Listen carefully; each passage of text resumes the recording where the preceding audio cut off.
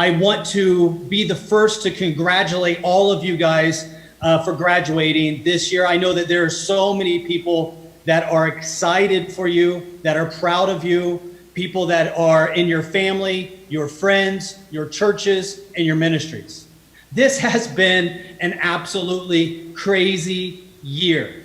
To graduate this year is going to be something to remember because this has been a year of mystery. We didn't know whether we were going to be doing the graduation ceremony this year. I still don't know where my cap and gown are at. When I got my hood in the mail, I didn't know if it was supposed to be a Superman cape or something from a Harry Potter outfit. But this has been a year of mystery. I mean, there's so much mystery about this year. I mean, you don't even know. This might be the first time where somebody's addressing the graduating class and you don't even know whether I'm wearing pants or not. This has been a year of mystery, but I'm so thankful that Dr. George he called me up about a year ago, and he said, Eugene, we love the research that you've been doing in China. Would you consider putting together a dissertation and joining our doctoral program so that we could give you a doctorate degree on the research that you've been doing? The work that you've been doing has been amazing, and we would love to work together with you in this research. And I thought to myself, dissertation. I can't even spell dissertation without spell check on my computer.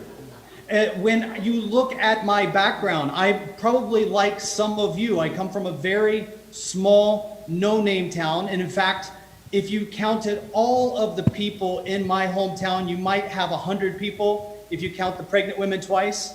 Education was not a big emphasis for the people in my small community. In fact, I cannot remember one single person growing up that had a PhD.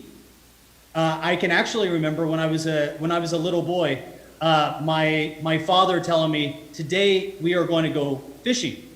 To which I responded, I can't go fishing, Dad, because today I have a test in one of my classes.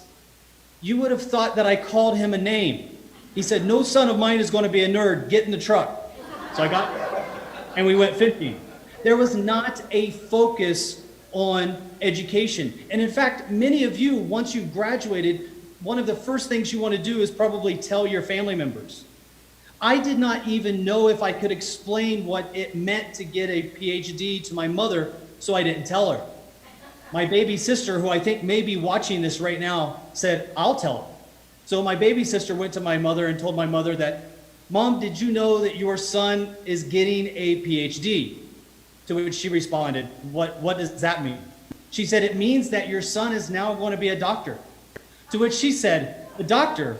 How is he going to do all the things that he needs to do and still work at the hospital? It is not one of those things that are very common. So I feel excited, but also I still see the challenge of having a PhD when it comes to ministry. When it comes to ministry, there are many things that a PhD can do, and there are many things that a PhD cannot do. Many of you might be graduating with a bachelor's or a master's or a PhD. And what that does is that oftentimes opens up doors to people that may not be ready to receive what you have to tell them. And I've seen that a lot in ministry. In ministry, unfortunately, there are people that put a focus on titles. I have a very good friend. He is now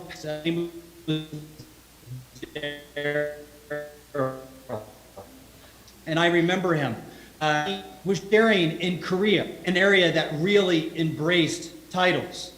And he was talking to another minister, and the minister stopped him in the middle of the conversation and said, I would appreciate it if you would refer to me as doctor. I think I've earned it. Daryl, a very good friend of mine, had a doctorate in biology from the Indiana University, and he also had a doctorate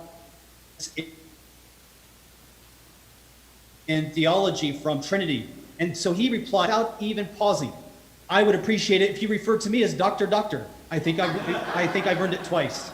So when we look at the ministry that sometimes we're engaging with other people, it might be that there are individuals that this will open a door. But the truth is, the education that you have is only a milestone in learning more about Christ. This year is a year of mystery, and I'm going to ask you as graduates to embrace the mystery. Embrace the mystery, because it is in situations like this with the coronavirus, uncertainty of the future, where we as learners excel. Those that are able to submit themselves before Christ and receive what he has. When you started this program, you acknowledged that there was something that you did not know and you wanted to know. Never lose that side of you. Always be ready to learn more and embrace the mystery. The purpose of an education is not to take empty minds and make them full. The purpose of an education is to take empty minds and make them open. The purpose of an education is not to fill your head with knowledge, but to fill your life with action. If your education does not lead to action, then it's all for waste. One of the things that I absolutely love, I was just out in the forest this morning, walking in the mountains and praying to God. And this is when I heard him say, embrace the mystery, embrace the mystery.